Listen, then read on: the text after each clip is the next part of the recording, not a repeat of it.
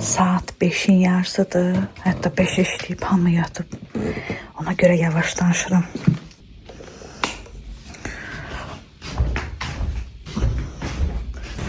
Hava dəhşət küləkdir bugün. Çox soyuqdur. Salam dəyərli izləyicilərim, kanalımıza xoş gəldiniz. Necəsiniz? Ümid edirəm ki, hər biriniz yaxşısınız. Uzun bir aradan sonra nəhayət ki video paylaşmağa qərarı aldım və həqiqətən də sizlər üçün çox darıxmışam və uzun bir zamandan sonra nəhayət ki rutinlərimə geri dönməyə başladım. Rutin dedikdə əslində bu səhər hansı ki diş yumaqdır, əl üz yumaqdır falan, bunları eləyə bilirəm, amma ki durma vaxtım təbii ki dəyişib. Çünki elə olur ki gecələr gec yatıram və səhər sübhdən oyana bilmirəm. Daha çox bu aralar 9 radələrində, 10 filan radələrində oyanmağa çalışıram. Çünki artıq o vaxtı Hüseynin hazırlığa, dərsə yola salıram deyə. Bu aralar isə maksimum dərəcədə baxıma fikir verirəm. Çünki həqiqətən elə bir zamandayam, elə bir dönəmdəyəm ki, əgər özümə baxmasam, özümə qulluq etməsəm, çox depressiv hiss edirəm. Ona görə də mütləq şəkildə çalışıram ki, həm təmizliyə, həm baxıma, həm məsələn evdə yüngül makyaj falan bunlara fikir verim. Çünki bunlara fikir vermədikdə üstəlik axşamda yatmamısınızsa gözünün altı kölgəli olur, baxımsız olursan və həqiqətən də bu aynada gördüyün özünü bəyənməməyə başlayırsan. Bu halda adama depressiv şəkildə geri qayıdır. Yəni elə bil ki, həyatın tamamilə dəyişir. Çalışıram ki, belə hiss etməyim. Həm də ki, şükür Allah ki, Hüseyn böyükdür. Əgər ikisi də balaca olmuş olsaydı, həqiqətən də çox çətinlik çəkərdim. İndi isə çox rahatdır ki, uşağı Hüseynin yanında qoya bilirəm, rahatlıqla işlərimi görə bilirəm. Burada isə yoldaşıma işə yemək hazırladım və bir stəkan dedim ki, kofe içim, daha sonra özümə gəlim. Sizə də maraqlıdır, mənim özümə də maraqlıdır ki, bu güzgün burada nə işi var? Bizim evdə kim nə götürürsə heç kim yerinə qoymur. Hələ mandalinləri Hüseyin yeyib gör necə atıb bura. İnanırsınız ki, bu aralar ev işləri görməkdən o qədər zövq alıram ki, həyatımın heç bir dönəmində ev işi görməkdən belə zövq almamışam. Çünki həqiqətən də biz şükr eləməyi az edirik və ev işi görmək də bizə zülm kimi gəlir. Amma bir müddət ki, ev işi falan görə bilmirsən, necə ki mən görə bilmədim, son dönəmlərimdə ev işi falan görə bilmədim. Daha sonra toparlanınca eləyəcək. Düzdür, 5-ci günümdə artıq mən ev işləri görürdüm, şükür Allaha. İndi isə tamamilə əyilmək falan, onların hamısını eləyə bilirəm deyə o qədər zövq alıram ki, yəni bizim razı olduğumuz şeylər həqiqətən də bəzi insanlar üçün bir nemətdir. Bunu indi daha çox anladım və ev işi görmək, evin üçün bir şeylər etmək o qədər gözəl bir şeymiş ki, yəni hər gün o narazılıq elədiyim ev işləri indi mənə çox zövq verən bir hala gəlib. Hələ hava açılmayıb, qaranlıqdır. İndi isə bilinir ki, oxuyan insanlarıq. Yəni bu burada niyə var bilmirəm. Hüseyin harda nə yazırsa ora qoyur. Yarısı da buradadır bax. Artıq birinci gün başlayır deyə bugündən planşet yığılır, götürürəm. Bir də 5-ci gün axşam evə ki gəldi, dərsdən sonra onda verirəm planşeti. 5 gün planşet yoxdur. Hüseynin gözü çox zəifləyib. Bu aralar məni narahat edən, ən çox narahat edən mövzu budur. İstəmirəm ki, uşağın gözü bu qədər zəifləsin. Ona görə də bir Sumqayıtda bir həkim tapmışıq, deyilənə görə yaxşıdır. İngilis dilindən həm oxuduram, həm də sözlər onda belə tez-tez yazdırıram ki, öyrənəndə ayrıdır, yazılanda ayrıdır deyə KSG olanda uşaq anlamır. Yoxsa belə məşq elətdirirəm ki, sözlər yadında qalsın, yazılış forması da. Hüseynin otağı elə bir haldadır ki,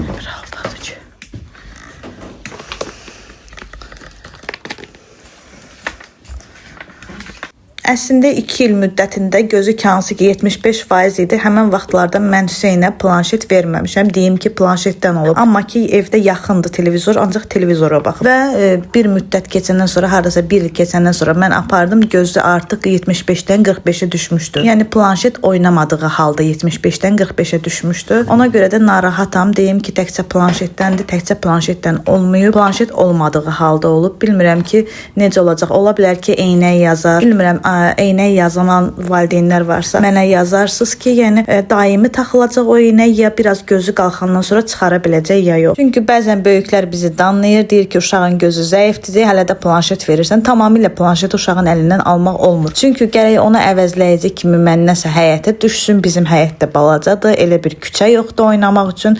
Həm də ki, elektronika zamanəsində mən nə dərəcədə planşeti onun əlindən tamamilə ala bilərəm ki, yəni bu mümkün olan şey deyil. Amma ki, limitləndirmə demişəm, 6 bazar hansı ki oynaya bilir, Vyxadnoy olanda oynaya bilir, qalan günləri oynamır. Yəni onu da onun əlindən ala bilmərəm. Çünki yəni dediyim kimi bizim zamanə ilə bir tutulası deyil. Böyüklərimiz bəzən bunu qarışdırır, deyir ki, belə elə, amma ki bizim zamanəmizdə planşet filan dövrü deyildi. Onunla bunu müqayisə etmək olmaz. İndiki zamanədə elektronika dövrüdür. Uşaqlar elə gözlərini açıb görüblər. Onlardan onu tamamilə almaq, yəni mümkün olan şey deyil. Mən isə indiki rejimdə səhər yerimdən oyanıram. Oyanan kimi çalışıram ki, hansı ki uşağın bezini filan dəyişdirmək, yeməyini verəndən sonra, arxayın olandan sonra bütün hər yeri təmizləyirəm, səliqəyə salıram ki, hər yer səliqəli olsun. Bu zaman özümü yaxşı hiss edirəm. Əgər ev çirklidirsə, düzənsizsə, hər şey tör-töküntülüdürsə, təbii ki, özümün saçım, başım da buna daxildir. O zaman özümü narahat hiss eləyirəm. Həqiqətən də özümü yıpranmış hiss eləyirəm, belə deyim. Amma ki, hər bir şey yerində olanda, ev səliqəli olanda, lap uşaq nə qədər ağlasa da adam o qədər də hirslənmir, əsəbləşmir. Çünki bilirsən ki, bir dənə işin uşaqdır. Yəni qalan bütün işləri görmüsən, rahatsan. Burada isə təcili bulka eləyirəm. Bulka resepti tapmışam. Evimizdə də süd olmuşkən dedim ki, bulka hazırlayım. Hüseyn üçün hazırlığa aparmağa. Çünki məktəbdə adətən məktəb üçün pul qoyuruq, gedib bufetdən nəsə almağa, amma əvvəlcə hazırlığa gedib hazırlıqdan məktəbə getdiyi üçün, hazırlıqda da bufet olmadığı üçün ora nəsə qoymaq lazımdır. Mən isə bu aralar bayıra çıxa bilmirəm. Ona görə də evdən nəsə hazırlayıram. Çox vaxtı qoyuram ki, Hüseyn birinci hazırlıqda yesin, daha sonra isə bufetdən nəsə istəsə məktəbdə özü alar. Amma hazırlıq üçün ayrıca yemək qoyuram. Təbii ki, hər zaman həvəsim olmur. Elə olur ki, çox yuxusuz oluram və nəsə hazırlaya bilmirəm. O zaman isə çörəyin arasında nəsə kalbasa filan qoyuram. Dönər kimi hazırlayıram ki, gedib yesin. Bu resepti isə internetdən tapmışam. Hansı ki, xəmiri yoğurandan sonra ən sonda isə belə bir yağı qızdırırsan və onunla da yoğurursan ki, xəmiri yumşaq olsun. İlk dəfədir ki, burada sınayıram. Ümumiyyətlə çalışıram ki, reseptləri fərqli sınayım ki, görüm hansı daha yaxşıdır. Sadəcə burada saat çox sübdəndir, bilmirəm 7-dir filan. Çünki tez eləməliyəm ki, xəmir də acımalıdır. Hüseyn harasa 11-ə qalmış filan evdən çıxır. O zamana qədər bişməlidir. Ona görə də sübdən oyanıb eləyirəm ki, hazır olsun. Bəs siz məktəbə nə qoyursunuz? Özünüz hazırlayırsınız və yaxud alırsınız? Nələr eləyirsinizsə mütləq şəkildə bizimlə də paylaşın ki, elə analar var ki, həqiqətən də ehtiyac duyur, bilmir ki, uşaq nə yesin, nə qoymaq olar məktəbə. Bəzi uşaqlarda hər şeyi sevmirlər, kaprizin olur xasiyyətləri. Ona görə də o həmin analar həqiqətən də çox çətinlik çəkirlər. İşim azmış kimi özümə iş çıxartmaq xoşlayıram. Əslində bu sadə bulka da ola bilərdi, amma ki, içərisinə cem də qoymaq olar, şokolad da qoymaq olar. Dedim ki, bir dənə şokolad resepti var. Evdə şokolad hazırlamaq. İçərisində süddür, şəkər tozudur, yağdır və kakaodur və evdə deyirlər ki, belə şokolad hazırlamaq olar. Əslində mən puding çox hazırlamışam, amma belə şokolad ilk dəfədir ki, hazırlayıram. Şokoladı hazırladım. Həqiqətən də yəni 2-3 dəqiqə hazır olur. Çox qatı şokolad alınır. Yəni əgər mən bunu evdəki o təbii simiçka yağı idi bizdəki. Həmin simiçka yağından da dad gəlirdi. Çünki təbii sıxım idi. Bununla eləməyib dadsız, qoxusuz bir yağla eləsəydim, bu çox dadlı olardı. Çünki görürsünüz nə dərəcədə şokolad qəşəng alınıb. Amma ki, dadı korladı, o dad hiss olundu. Təbii simiçka yağının dadı şokoladda çox özünü göstərdi. Əgər elə olmasaydı, çox ləzzətli olacaqdı. Yəni ki, tövsiyə edirəm, mütləq sınayın, amma ki, qoxusuz yağla. Qablar yığılıb, amma biraz dincəlməliyəm. Gedim dincəlim, daha sonra qabları yuyaram. Qızlar, xəmir acıyıb, sadəcə vaxtım azdı deyə çəkə bilmədim. İndi bunu kündələyəcəm. Kündələdim, indi kündələyəndən sonra bunlara şokolad vurmaq istəyirəm. Düzəltdiyim şokoladı buna görə düzəltmişdim. Görəsən necə alınacaq. Şükür Allaha, Hüseyn artıq özünü idarə eləyə bilir, yerini də artıq özü yığır. Yəni ki, demək olar ki, məndən bir dənə yemək vermək qalır. Hüseynin sumkasını da yığdım. Su da qoyum, yemək də qoyum. Düzdür, çatladılar. Elə də mükəmməl olmadı, amma yumşaqdır. Yumşaqlığı yumşaqdır. Dadı da ki, belə də dəhşət deyil, yəni. Amma pis də deyil.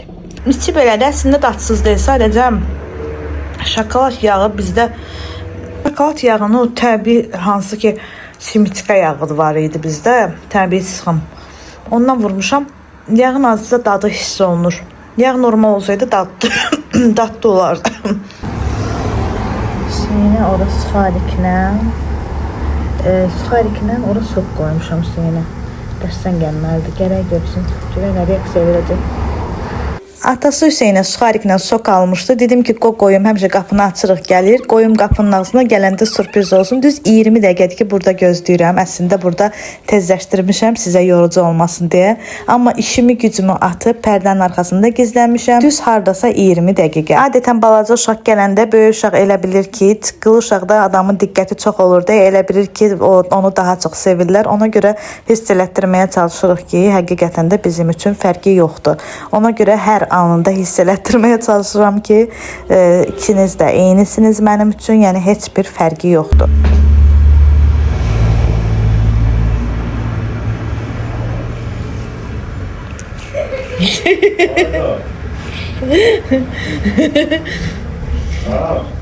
Nasıl?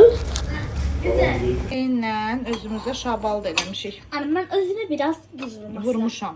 Qalan şabaldıları isə düz 2 saat, bəlkə də ondan daha çox vaxtımı aldı. Hamısını belə soydum ki, soyuducuya qoyum. Süfrəsi hazırlayarkən, nahar süfrəsi hazırlayarkən nə qədər adam varsa, o qədər miqdarında sayıb, onun da o qədər də boşqab qoyuruq. Boşqablar qoyarkən boşqabın arasında 5-10 santi aralıq olmalıdır.